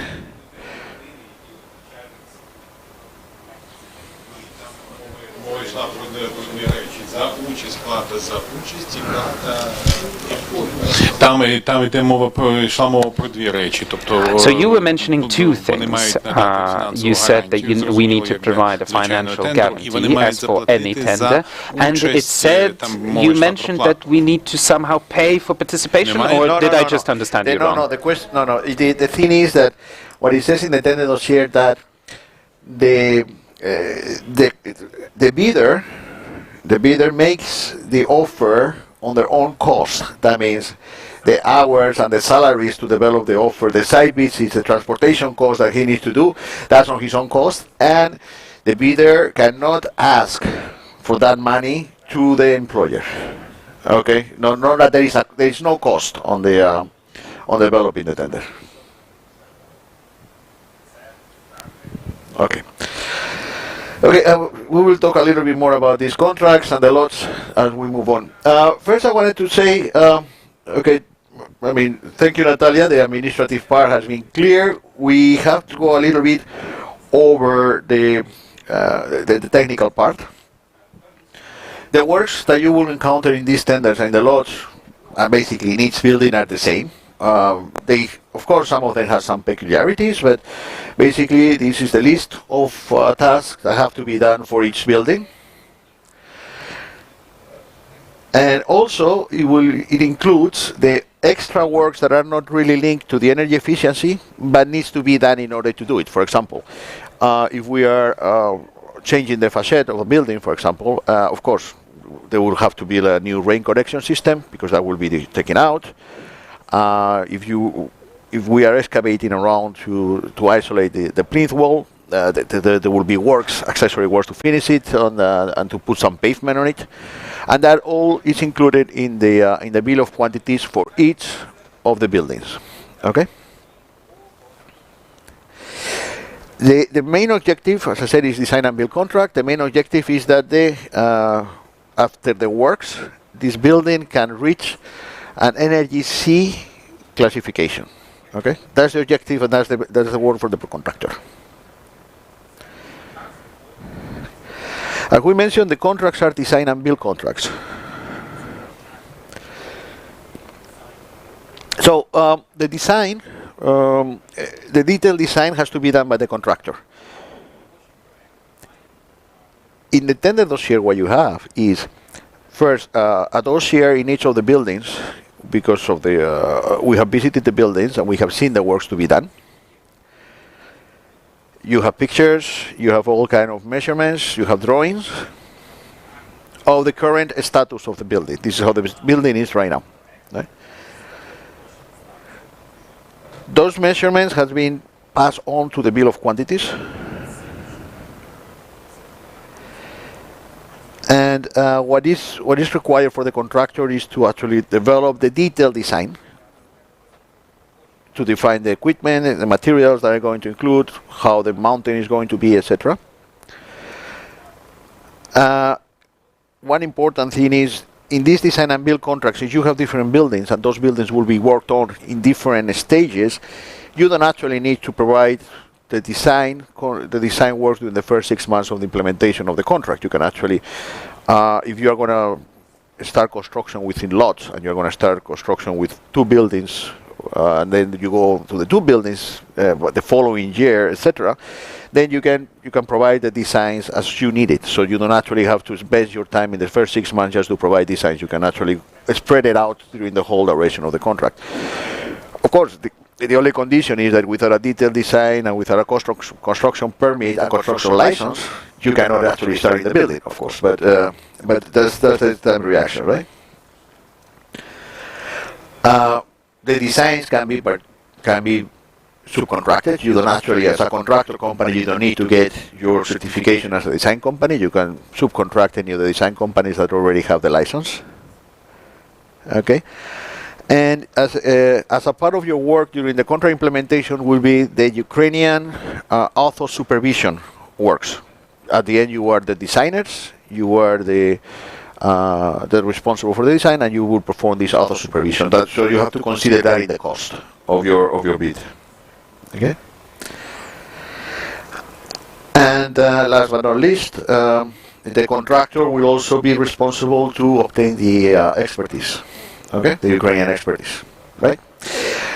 You can see here the bill of quantities, how it is for the design. These are only these 3 items that you have here.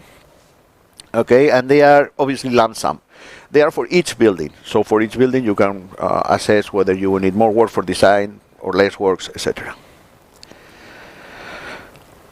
The work phase are measured. I mean, for every work that you need to do, we have the quantities given. You will actually get paid by the quantities actually executed. So it's not a full lump sum, so that's why we are not using yellow FIDIC. It's not lump sum. It's remerciable. Okay, you have lump sum items within the contract. You have a lump sum for design, for example.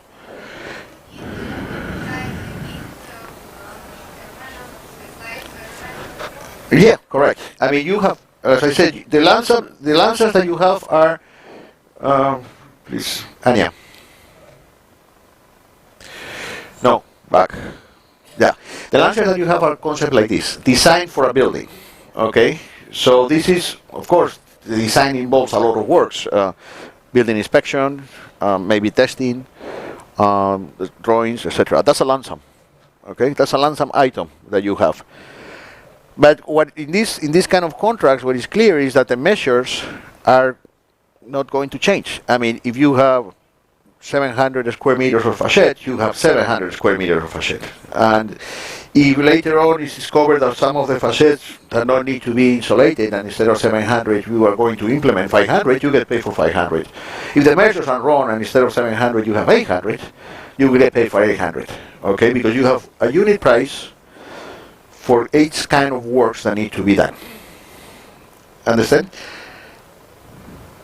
Some of them are more defined, like as I said, the facades, windows, doors, because this is quite easy to maintain.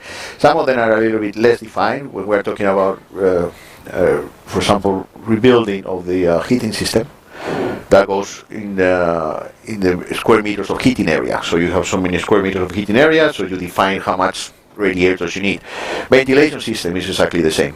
Okay, it's also in the meters of heating area, but you will always measure. So if by any chance there is a building that was not included originally and now it has to be included, and that increase your square meters and increase your works, you will have to be paid for these extra works. Okay, so it's a measure contract. Okay,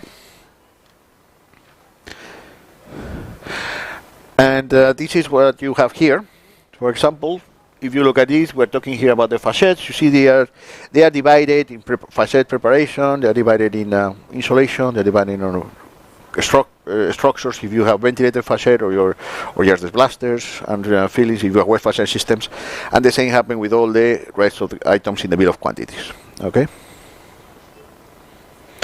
As Natalia said, just please remember to provide unit prices for each of the lines that you have in the bill of quantities. If you do not provide because you miss one of the lines, the tender dossier tells that the final beneficiary will interpret that as to be included in the other prices. So you will have to execute it, and it will be for free. So just remember to fill up each of the lines of the bill of quantities.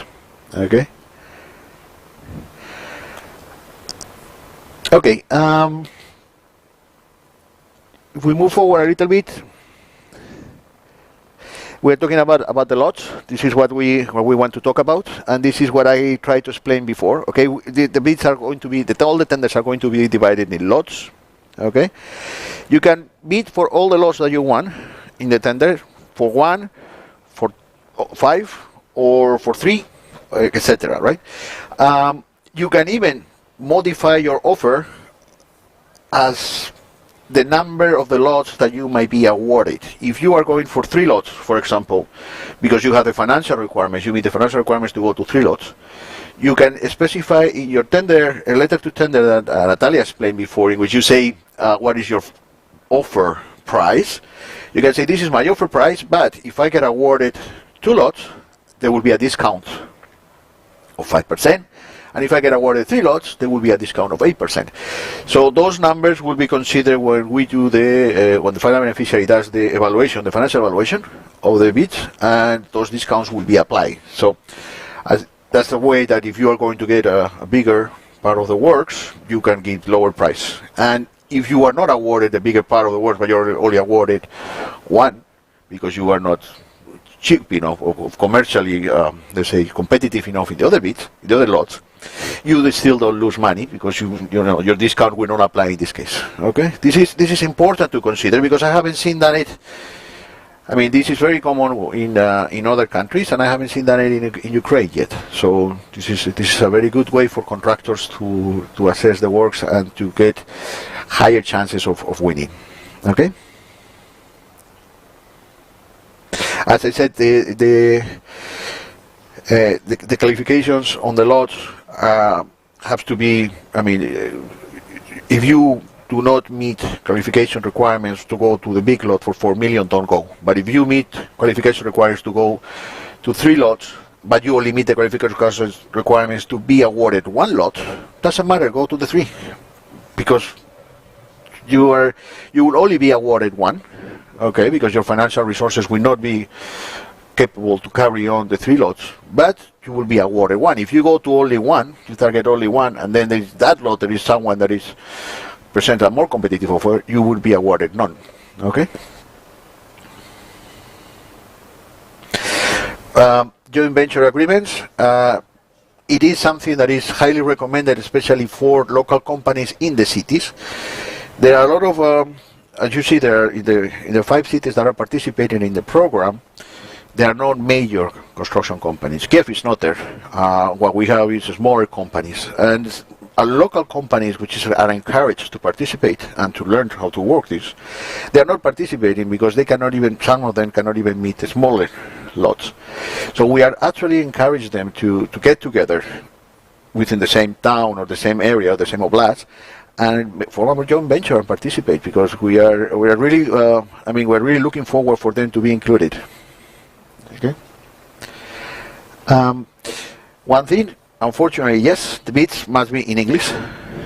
You are encouraged to translate it into Ukrainian, but you are not penalized if you don't do it. But the bids must be in English, except the official documents I mean, your company registration, if it's in Ukrainian, is okay. Your balance from your banks in Ukrainian, is okay. But the rest has to be in English. Okay?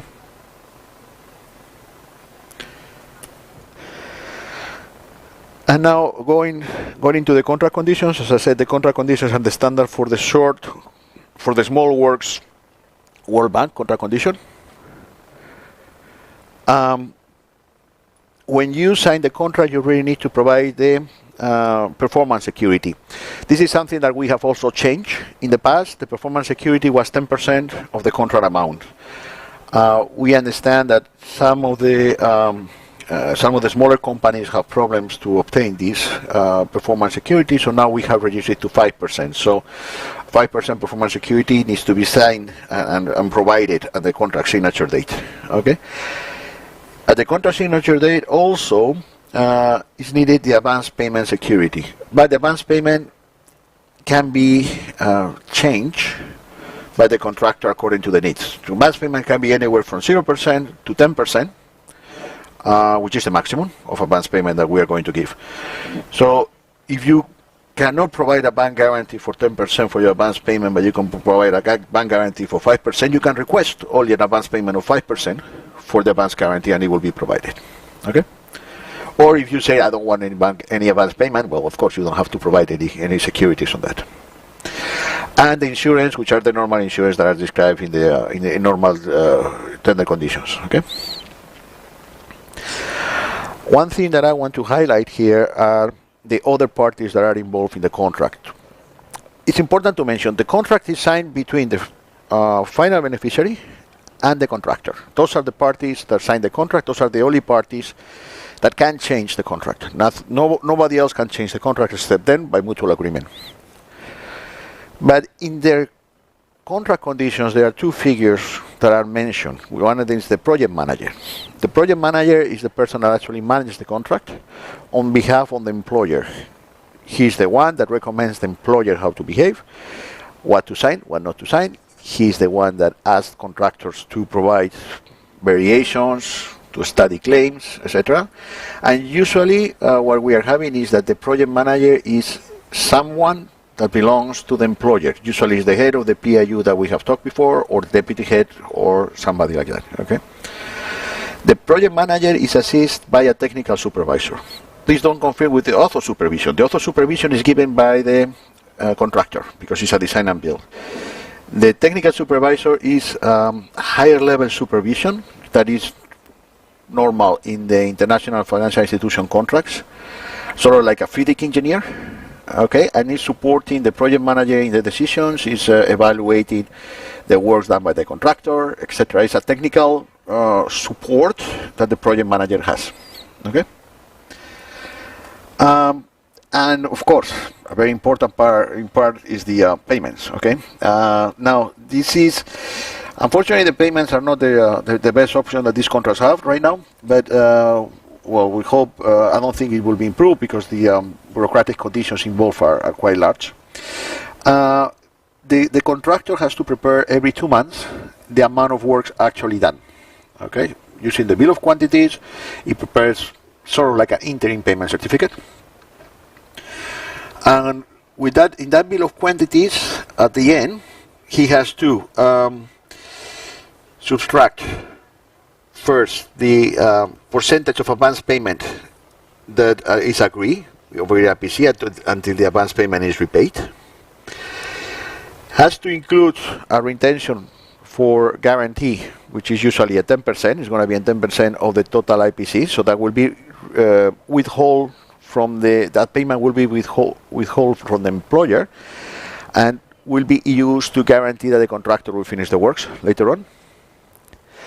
Has to add the price adjustment conditions that have been defined in the tender. Has to be added or subtracted, depends on the evolution of the index, and that will give them the total number. With that total number, the contractor prepares an invoice to be paid and is sent to the employer. The employer, together with the technical supervisor, reviews the documents, reviews the supporting documents for the values, etc., and prepares the full evaluation package. That full evaluation package is then sent to the ministry, to the Minregion. Minregion evaluates the payment packages, and if it agrees, it sends to the Ministry of Finance, and then the Ministry of Finance, if it agrees, allows the payment of the invoice. This process, unfortunately, takes around 56 days. Okay. One other thing that is important to consider: the contractor will receive two payments. Because of the co-financing, that means the VAT is actually paid by the final beneficiary.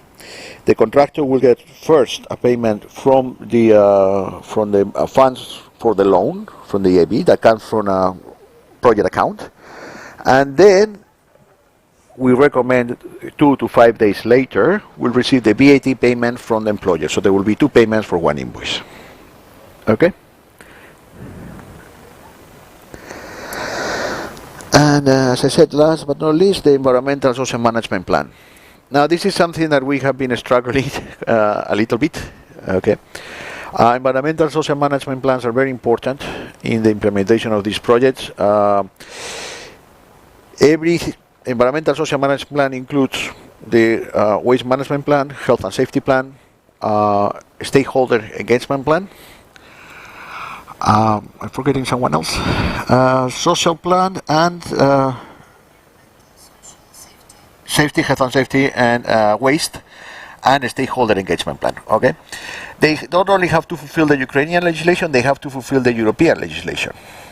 Okay, that's why, as an annex in your tender dossiers, there is a document called ESMP that includes all these sub-documents. That ESMP has been developed for you. They already fulfill the requirements, they already fulfill the legislations, but of course it cannot be filling in the details, it cannot be particularized because it depends on its works. I mean, the amount of waste that you are planning, you only know after doing the detailed design, the landfills that you're going to use for the waste, the contacts of the stakeholder engagement plan. But basically, it's just like a fill-up form that you have there. So you don't really have to develop your own environmental social management plan. You just have to follow what is written there. Those plans have already been approved by the bank, and they fulfill all the requirements, as I said. Another important thing, which I have encountered daily, is some of the contractors do not involve environmental and social experts that have previous experience in international financial institution projects. Please don't do that. You will delay all your contracts, you will delay your contract executions, and it really not that much different in cost if you hire someone that already knows what they're doing. You cannot start working until those plans are approved. Okay? You cannot move forward until those plans have approved. Those plans are monitored continuously every month, and the violation of those plans, your job and your work will be stopped by the bank. Okay, so it will really give you a headache if you don't have a good environmental and social expert. Okay, so more questions, please. Maybe people from the internet are having questions. If you are connected on YouTube, you can use comments, or in Zoom.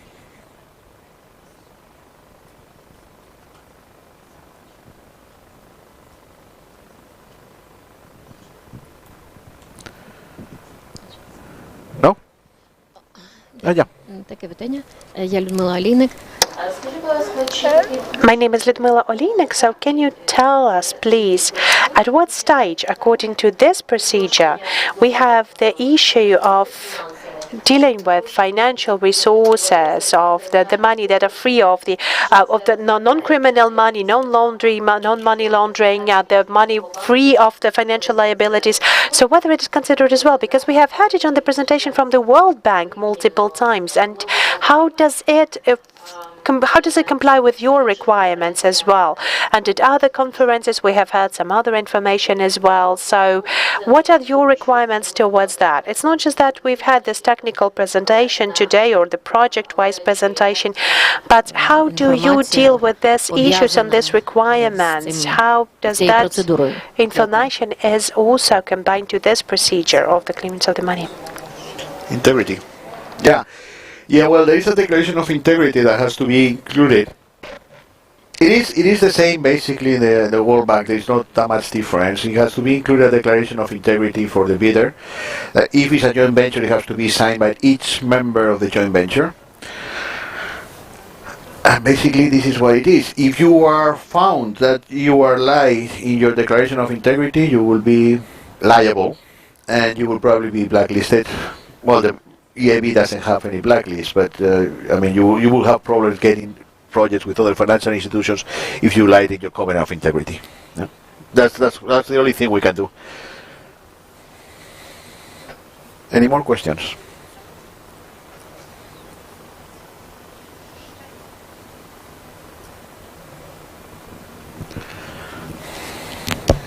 Еще один вопрос. При подаче предложений And another question. When we were providing the submission, you have said that that's the contractor, they need to make the working project, but they have to have the preliminary design, project design, if they have already have seen the main, if they have already have seen the main bill of quantity. So they have to have the preliminary design projects or like detailed projects. What should they submit? Because you have already said that the works have already been identified in the BOQ. So should they have the preliminary design already? So how the contractors can take a look at those volumes of works if the design projects has to be done by the contractor because they work with a build and design project. So it's slightly unclear for me. How do you get the first project design? Yeah, where do we take the measurements, right?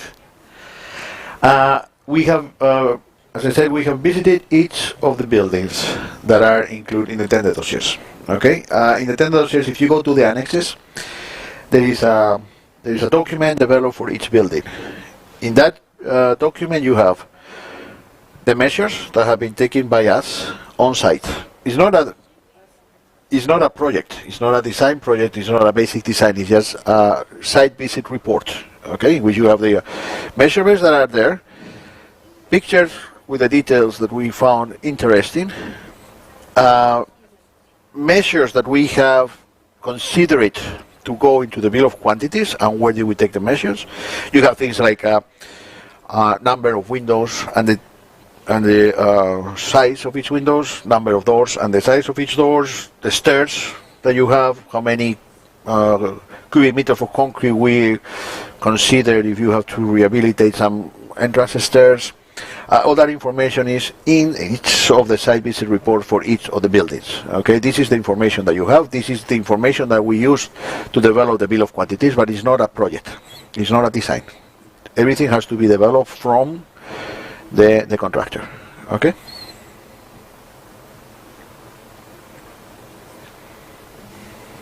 Anything? Any more questions?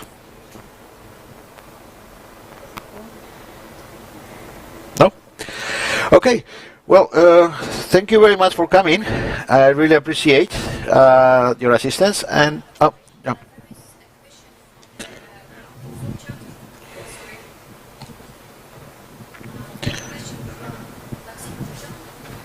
The chat. So his question is like this: if the price shall be submitted only in Ukrainian hryvnias, how the mechanism of the price adjustment is established?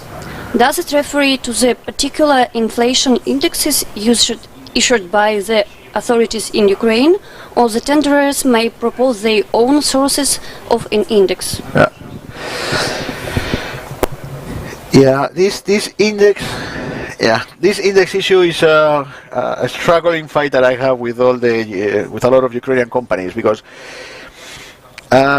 in theory you can choose any index that you want. Okay, your works, you are the one who decides where to reference your works. So this is done because I mean, imagine your work involves a lot of concrete, so you want to basically base the price revision on the price of concrete. If you are building a highway, where your cost will be the asphalt, so you want to make sure that if the asphalt rises, your prices rises. Okay. In these cases, in the case that we are addressing right now, your cost is a mix of a lot of things: labor, materials, different materials. You will have galvanized steel, you will have tiles, you will have paints, you will have movement of earth. So my advice is always go to the Ukrainian National Statistics Institute that provides every certain time different indexes. Among those, they have construction price indexes, which involves different indexes for residential construction, for non-residential construction, and for industrial construction. You can go ahead and use those indexes, and those indexes will reflect fairly how your prices will change according to the different factors in the market: the general inflation, the euro rate, the price of concrete, the price of steel if it goes, the price of raw materials. And this is an international recognized index, and I recommend to use the one in Ukraine. Sometimes some contractors, I had the case that some contractors have preference without any idea whatsoever to raising dollars and raising euros. You can do it. You can do it. But I always tell them the inflation in Ukraine, the inflation that you have in Ukraine is between 6 to 10%. The inflation that they have in euros is maybe, a lucky year, 1 to 3%. Okay, now we have a little bit higher, but it's not common. So if you are references your prices in hryvnias to a euro reference, your evaluation will never be fair. You will have lower evaluation than if you reference to the hryvnias, because you are paying at the end, you are paying your suppliers in hryvnias. Your suppliers are the ones that are raising your hryvnia price is either euro, if the hryvnia exchange rate changes. And that difference is considered in the construction price index that is published by the National Ukrainian Statistics Institute. So my recommendation is always to use those indexes. Okay, forget about euros, dollars, and all these ideas, because it's not really working in Ukraine. Your inflation and your national characteristics are different than what they are encountering in Germany. Okay. Any more questions? No? Okay. Well, thank you very much.